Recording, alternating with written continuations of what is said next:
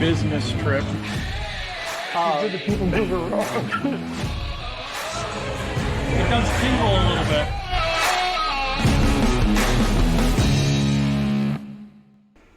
Hey everybody, welcome to the DPI Top 3. I'm Matt with the Disney Planning Insights podcast. Over on the other screen, over there is Peter with Princesses and the Mouse Disney Travel. If you look at the little logos behind us, or beside us, you can tell who we're with, even though we kind of both work for both companies.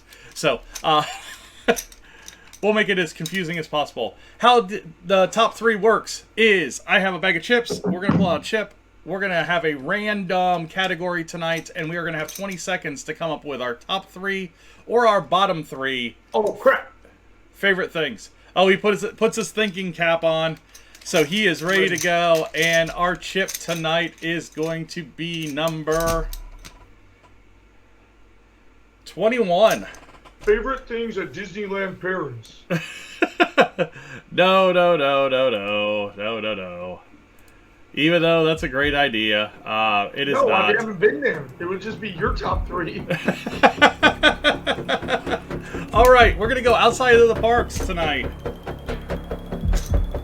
Hold on, I'm going to get through the last 30 seconds of the news because the sounder plays no matter what, so our heartbeat sounder is going off right now. That's what I should have done. Because I'm nervous about making my selection. I know. So our top 3 tonight is going to be over the best Disney Plus series. Yeah. What? Yeah. I thought you meant we're going outside the parks as in like... Do they have to be original series or just things available on Disney Plus? Well, we'll just go things available on Disney Plus. But they have to be a series? No. we're gonna massacre this. Let's just go top 3 Disney Plus. No, it's gotta be series. It's gotta be series. Okay, we'll go with series. We'll keep it at series, okay? You've got 20 seconds. Planning your first trip and getting overwhelmed by all the details? Planning your next trip and just want some new suggestions on things you haven't tried? Contact me at Princess and the Mouse Travel, and I'd love to work with you planning your next trip to the most magical place on earth. You can contact Princesses and the Mouse Disney Travel on Facebook at PATM Disney Travel. Okay, and we're back. This is That going was not to 20 seconds. that was 20 seconds. It's the same ad every week, Peter. I don't believe you. It's the same ad. All right, number 3. I think we're kind of both going in the same direction here. Yeah, we're just gonna step all over each other. I know. That's what's gonna make this one fun. Fun is the wrong word. I'll let you go first. So no, you can... that's a terrible idea. You're just gonna get grumpy when I say yours. No, I've watched a bunch on Disney Plus, so.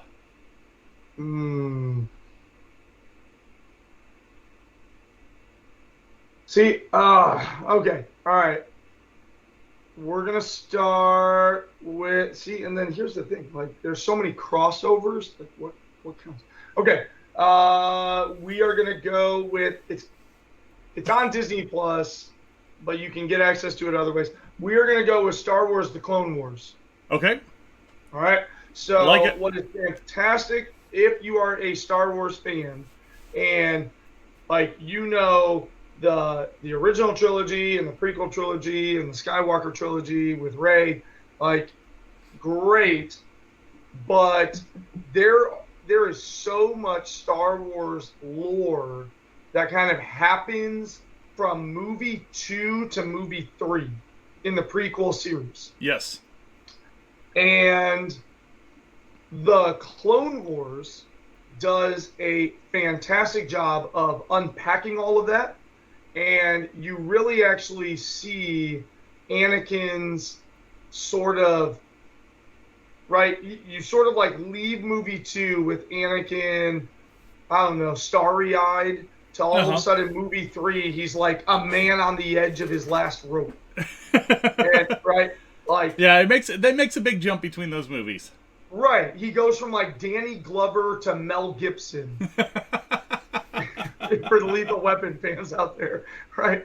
Like, all of a sudden, and the Clone Wars does a really, really good job of kind of unpacking that. And then if you're fans of other Star Wars things, you obviously get a ton of information about Grand Admiral Thrawn and Ahsoka Tano and just, Asajj Ventress, and you get more of Darth Maul's story. There's just so much. There's so much to unpack.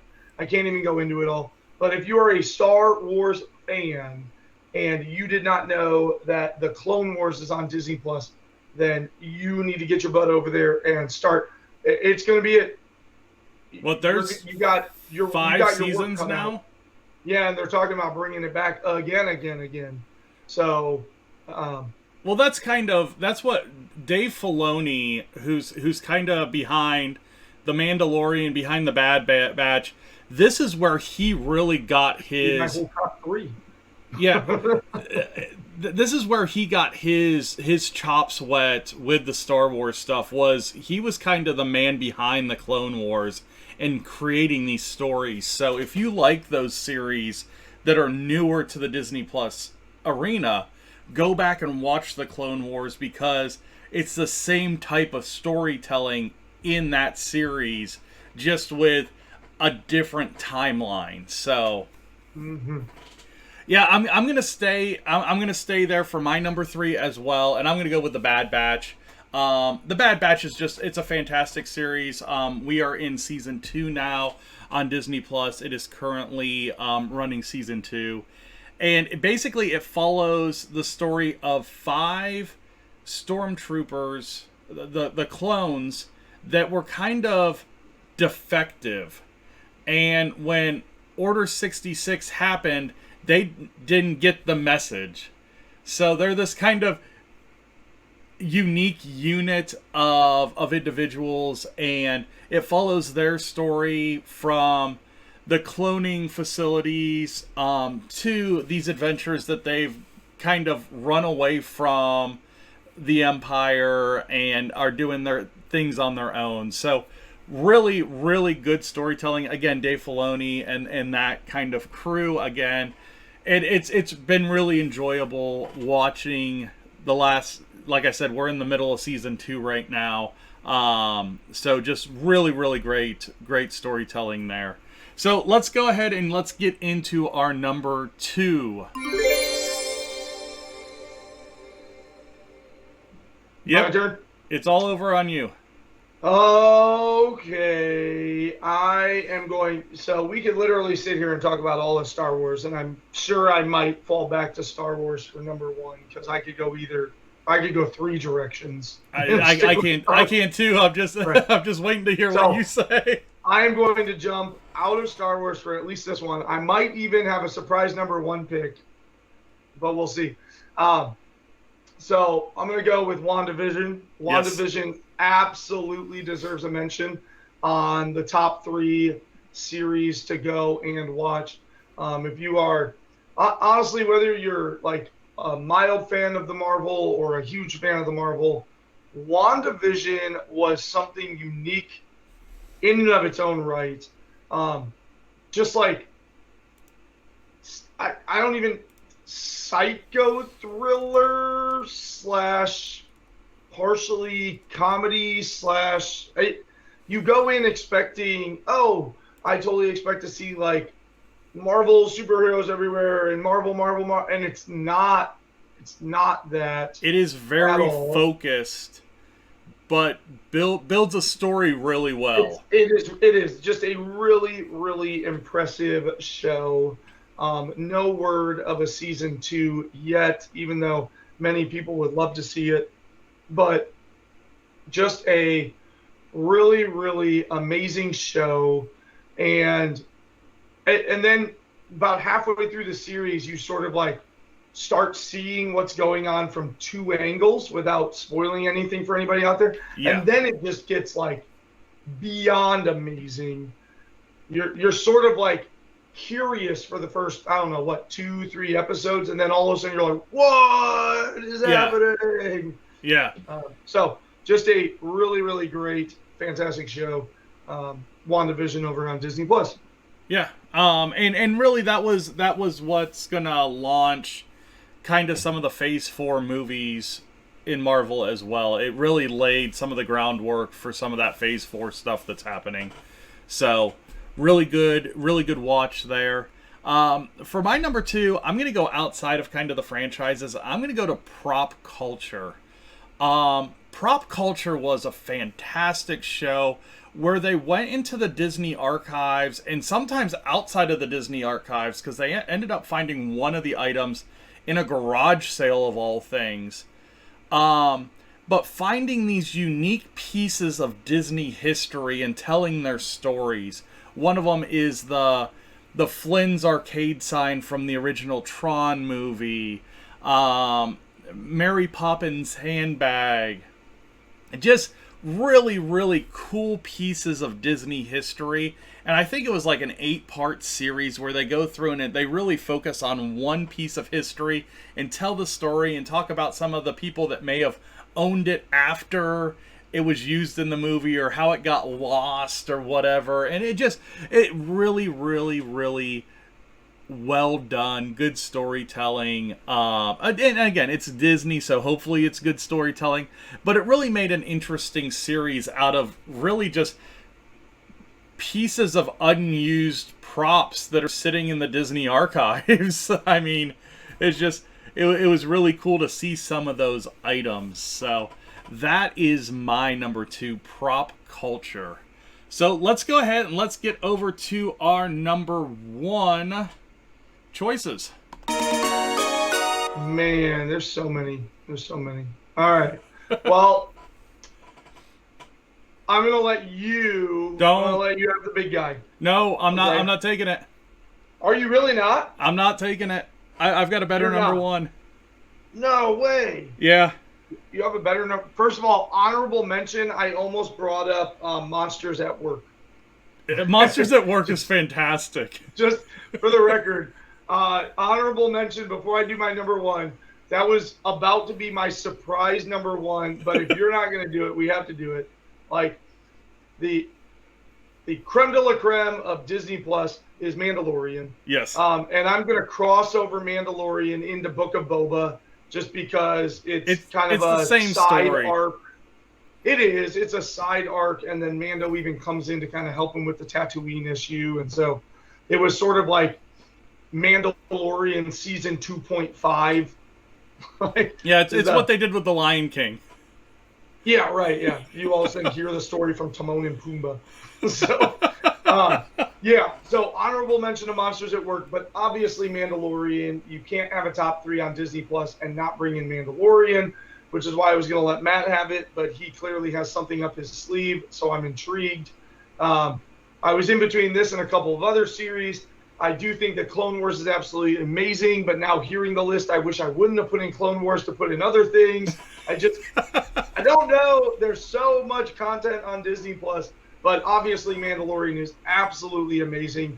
It is remarkable that Pedro Pascal can make you feel so much, yet we've only seen his face on camera twice.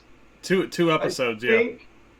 Yeah, 2 different episodes when he got healed after the attack by Moff Gideon, and when he had to remove it in order to go and save Grogu from the Imperial Research Facility.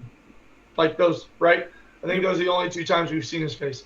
So, it is just absolutely remarkable. And then to kind of cross over with some of those, like Moff Gideon, what a big baddie, seeing the Darksaber, seeing Mandalore, Bo-Katan. I mean, just awesome stuff. Season 3 has me a bit worried, if I'm being completely honest, because so far, I don't know. It seems sort of gimmicky. Yeah, I can't put my finger on it. It's just lacking the depth of the storyline.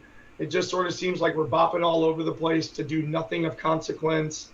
I don't know. I'm kind of concerned that maybe it's going to run its course sooner than later, but it also seems like they're just sort of like making stuff up as they go.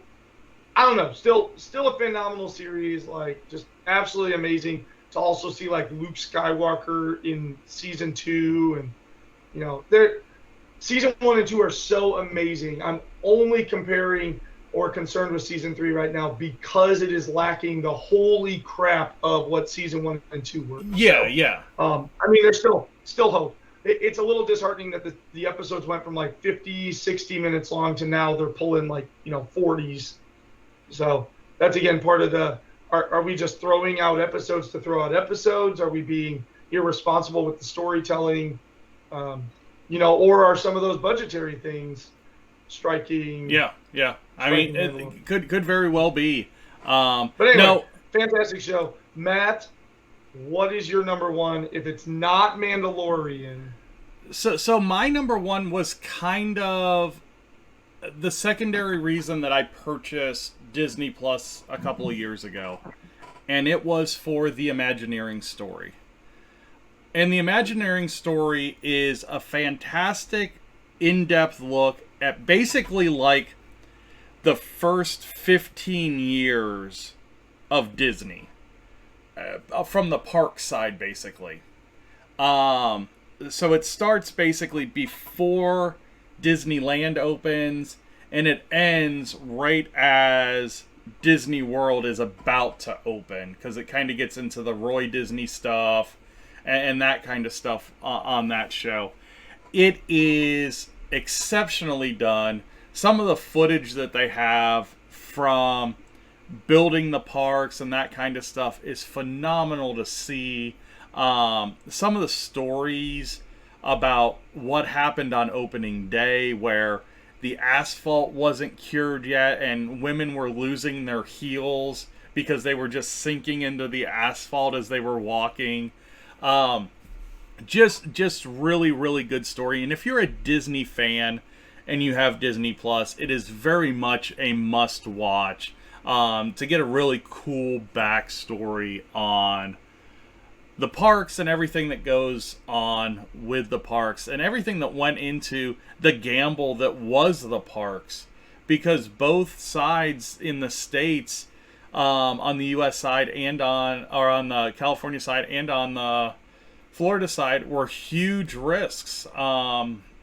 California was an orange grove and Florida was a swamp. And they were like, hey, we're going to put a theme park here, and we're going to see what happens. So, hindsight being 2020, it ended up working out well for them. But the Imagineering story is a great, great series to kind of check out if you want to see some of that behind the scenes stuff that went into the Disney parks. So that is my number one.